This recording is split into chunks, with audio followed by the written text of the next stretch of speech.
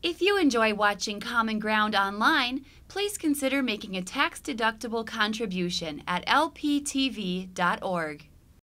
Common Ground is funded by the Minnesota Arts and Cultural Heritage Fund and the citizens of Minnesota.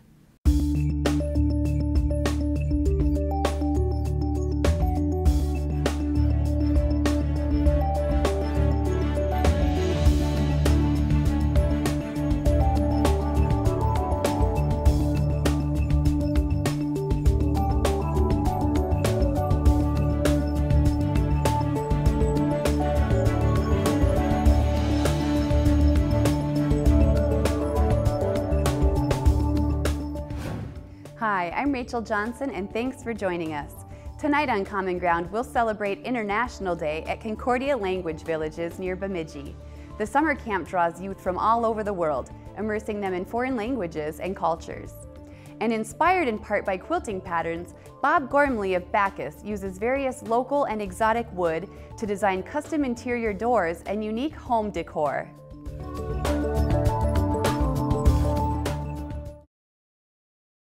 I always had a love affair with wood. I just love this because of the wild grain pattern, and it's tamarack, which you don't find very often. It was like calling me back to my roots. So we bought the land and we decided we were going to build a home here. We thought if we could find an economical supply of wood, we could build a house. I'd never built anything before in my life. However, Sherry had, her dad was a mason, and he had got us started on the rock wall. So she felt comfortable. We built a cordwood home, and the walls are 2 feet thick. The logs go all the way through, but the cement doesn't. It's called cordwood masonry. And in the process, we had a lot of leftover lumber, and so I decided to make doors. The doors are, they call a layered or a sandwich door. The inside is plywood, 1/2-inch plywood, and then the pieces, I started out just doing squares, and they're glued to the plywood. And then on the opposite side, they're also glued. You can see there's all kinds of different types of wood. And then the edge is sealed to cover up the plywood and the edges of the pieces. There's oak in here, red oak, white oak. There's fir. All the door and window frames in the house are old growth Douglas fir out of old warehouses. And I had some of that left over, so that's in here. This door is all red oak on the stiles and the rails. I did buy these 2 pieces. It's bloodwood. I wanted to accent this particular door a little bit. And this kind of became my basic pattern, although I do have a couple different patterns. I graph them out. Probably my most elaborate door, however, is this one right here. On and off, this particular door took me probably 2 months to build, because there's like 264 pieces, I think, on one side of the door. This is a star. We call our place Starwood, so the star theme is kind of carried throughout the house in different places. I made the other side of this door different, keeping in mind that it's a sandwich door, or layered door. And you can see again that we like geometric patterns. From a distance, it kind of has a 3D effect. I get a lot of my ideas from Sherry's quilt books. and a lot of them are quilt patterns, as is this one here. It's a quilt pattern. I do make custom doors for people. In fact, probably the furthest away, there's 4 doors I made out in Bellingham, Washington. With the success of doing the door myself, I felt comfortable enough that I could do it for other people. I'll make a door whatever way they want. Some people have certain woods that they like, and I can feature those particular type of woods. Or maybe they have a certain design that they want to use. I have certain basic patterns for doors that I can show them. This is some of my art pieces that I've made. Depending on how you look at it, I mean, it's a star, or if you kind of refocus your eyes and look at it, this is a pillar, and this is called attic window or grandma's attic, and different types of wood. Recently I just did this piece, and it kind of looks like stairs or bleachers in a gym. And the interesting thing about this is I can turn it each of 4 different ways, and then I turn it this way, and it looks the same no matter how you look at it. The doors and the wood wall hangings, they're unique. They're, you know, this particular door, it's one of a kind. Nobody else is ever going to make a door quite exactly like this, and that gives me a great deal of satisfaction.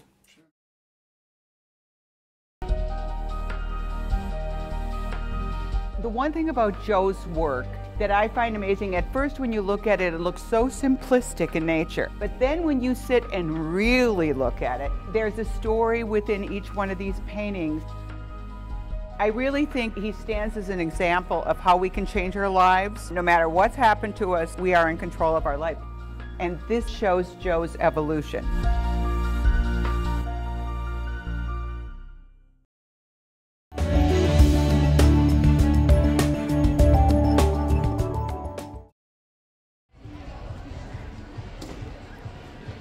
So today, this is a really special, unique day. It's called International Day. So twice a summer, early in July and early in August, we have what's called International Day at Waldsee, the German language village. As you can see behind me, the beautiful Bahnhof, which is a train station actually. That means train station in German.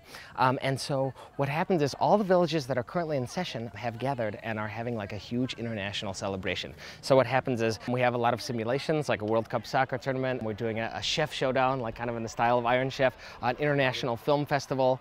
And right now, actually, you hear behind me, a lot of the villages are showcasing their pride. And so we have several villages here today. If this were just a regular day of camp, they'd be in their village. But today is when everybody kind of comes together.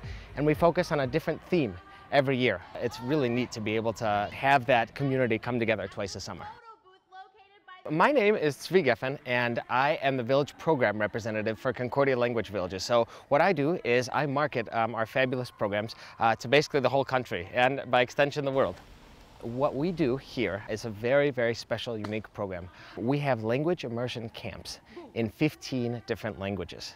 And so what language immersion means is it's not just the language, but actually the culture as well. So a youth between the ages of 7 or 18 can come to one of these language villages, mostly in Bemidji and the northwoods of Minnesota, and just be completely immersed in a different language and culture as if they're living abroad in a different country. So a lot of the things that they learn is not just the language, because what happens is right when they get to the site, it's actually like going to another country. They go through customs, and right away the counselors and the staff will be speaking the target language. So let's say, for example, the kid wants to go to Waldsee, the German language village. They'll arrive, and right away the counselors will have their table speaking German. And so the kid learns immediately how to use their language and cultural skills in the real world. So right there you kind of establish that. It's a different kind of program, not just a regular American summer camp. So when they go through customs, that's when they get their cabin, and it's very important that they choose a different name. So for example, my name is Tzvi, but in Spanish my name would be Eduardo. And the reason for that is, having a new identity really allows people to open up a little more and really open their mind to having a different culture and mentality. During their time here, spent at the villages, they'll be doing any number of activities that would be culturally authentic. So for example, at the German village, they do a lot of archery, they do a lot of bicycling, things that you'd actually see in German, as well as singing and dancing is a huge thing across the board for our 15 languages. Let's dance!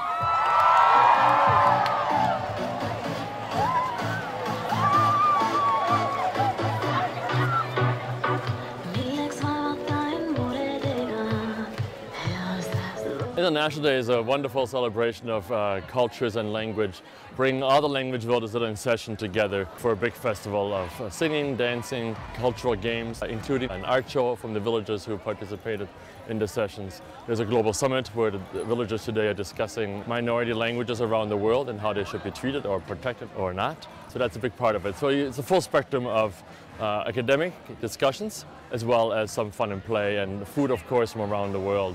It's an event that's open to the public, so anybody can attend. We invite everybody in. We provide shuttles from the town hall. It's open to the public and it's free. So, except for the food, you gotta pay for that. I'm Martin Grefe, the director for the programs that happen at the Concordia Language Villages here in Bemidji during the academic year. So we have school group programs, programs for adults, family programs right here on Turtle River Lake throughout the year. At Concordia Language Villages, around the meals, for example, the students sit with native speakers and they learn the eating culture.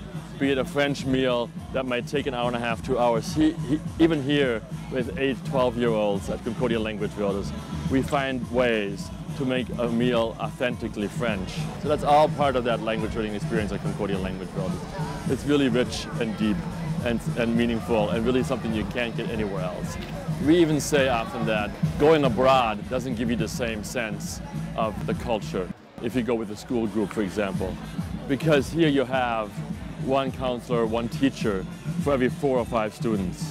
So you don't have that in a classroom setting. You don't get that when you go to France. You don't get that when you go to Russia or Korea, because people are living their life and they're busy. They're not focused on you and teaching you about their language and culture necessarily. What I feel is really amazing about the language villages that the public may not know is that it's really the best way as using a stepping stone, kind of a stepping stone to really using your language and cultural skills in an abroad situation. So when, for example, if somebody chooses to go to the German language village for 5 years and then they have that confidence after going for 5 summers, maybe 2 weeks every summer, they can actually go to Germany and use those skills because the language is used all day, every day, including meal times, including, dancing. You sing in that language, you make friends in that language, you do everything in the target language. And I think it really is such a practical use because that's how one really learns and acquires a language and culture, is by using it with immersion, by using it every day, all day. Why is it important to learn other languages and cultures? And that's a really important question and key question, because often people say, well, everybody speaks English anyway. When I go to Norway and try to practice my Norwegian on people, they'll respond to me in Norwegian. But what happens also is that they know you've tried to make that connection. And obviously when you're in a restaurant, like my children who were at Skogfjorden as villagers, when we went to Norway and we're in this little park area with a Norwegian waffle stand, they were practicing the Norwegian with the people there, who responded also to them in Norwegian, and who just couldn't believe the accent that they had, how authentic it sounded, and that there are Americans who are doing this. Learning languages is not just for the sake of communicating in that language. Learning a language really also connects you to that culture. I mean, people ask me often, what language should my child learn? I usually say, it doesn't really matter. Unless you have a personal connection to it already, from a heritage standpoint or because you host an exchange student or something, it doesn't really matter, because once you start learning that language, you start making connection to the people of that language, who speak that language as a first language. And once you make that connection to people, then you'll make a connection to the country itself, to the traditions, to the history, to the culture, the eating culture, everything. So learning a language is much more than just learning a language, and it's important because you can't really make a deep, meaningful connection to a people until you start understanding how they think. And you can't do that until you start learning the language. Because there's ways of expressions in every language that give you insights as to how people think and why they express themselves a certain way. There's a deep cultural connection that really you don't get even if you do online courses, those kind of things. At the Language Villages, we live the language. Language and culture are related. I feel very strongly that they're two, they go as a cohesive unit. Without one, you can't really grasp the other. Think about if you're learning the really important aspects of language, such as grammar, writing, and reading, but you aren't really branching out as to why or when to use it, or why language may be a certain way. For example, I lived in Argentina for a few years. I studied Spanish for many years before going there, but it took living there to really understand the culture. They had different dialect, they had a different way of looking at things, much different than you would really assume before really getting to know it. So I feel like living the cultural elements in the language is absolutely vital for understanding the whole picture. And it's learning by also movement. We're very, very, very big on dancing and singing at the Language Villages, just totally incorporating that kind of thing in our methodologies. So you wouldn't believe what a transformation 2 weeks can make for a kid. My example with this program, I went to the Chinese language village way back in 1998. I was an 8th grader. I had not spoken one word of Chinese ever. I didn't know anything about the culture. I get there and it's all Chinese immersion, and it's unbelievable how quickly I picked up on not only the culture, but the language. And I was able to, after that, appreciate so much that I could appreciate culture by living within it instead of admiring it kind of from far away. That was an amazing transformation that took place for me. If you're thinking about a program like this, a lot of questions may arise, and one of them, people might perceive it as being like a summer school. And it really isn't a summer school. Although a lot of language learning does take place, a ton of learning, the idea is that it's fun. It's summer camp and it's outside. And kids who come here will continually say they come because it's fun. They come because they make friends from all over the world. And they come to make a real community that's special because it's in this place and it's with these people. And it's an incredibly rewarding program for a lot of people to have that experience, because people may think, yeah, if it's a summer program maybe and it's involving language, you're going to be in a classroom, and absolutely not. There are times during the day where we focus on just the language, doing little language groups, or for a credit program, for example, where kids can come and get credit for an entire year of a language class. They do like a credit program where they do have kind of what I would call the closest thing to a class. The program itself immerses the students, any participant, any age. And we do adult programs, we do family programs, and the residential programs in the summer, of course. But it immerses every student, every participant who comes here, we call them villagers, in the language in a way where they experience situations throughout the day where there's a need to speak the language. So we don't have worksheets where they just practice certain things, but we create situations, be it around a meal, be it on a walk through the woods, be it in an arts and crafts activity, be it on a board game that's authentic to that culture. There's a need to know certain language terms that go with that. And so it isn't just language without context, it's always language in a context. And so we often talk about content-based instruction, really authentic pedagogy that goes along with it. It's a camp, so it might feel a little informal, but there's no doubt, and research has actually shown that the results of the Concordia Language Villages approach are real and are academic and can compete with other teaching environments. And we've begun now to actually also offer courses for government agencies within the U.S. government, for military, for corporations. And they all realize that the world is shrinking. And one of the tools that you need in order to be able to live in a society that we have today is to be able to communicate with people from other parts of the world in almost any job that they might come across. Be it a warehouse worker at Lowe's in North Carolina, or somebody here in Bemidji who might work with a visitor from different parts of the world.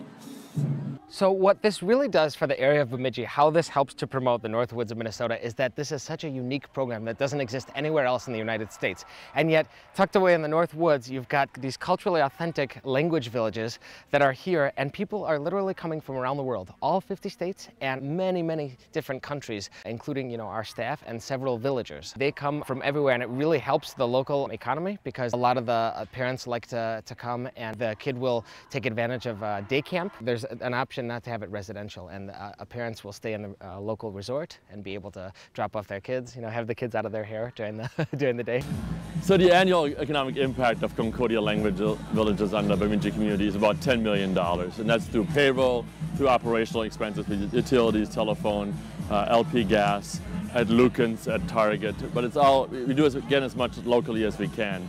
And of course construction. We have a $40 million facility here, and that's been built with local construction crews and local supplies as much as possible.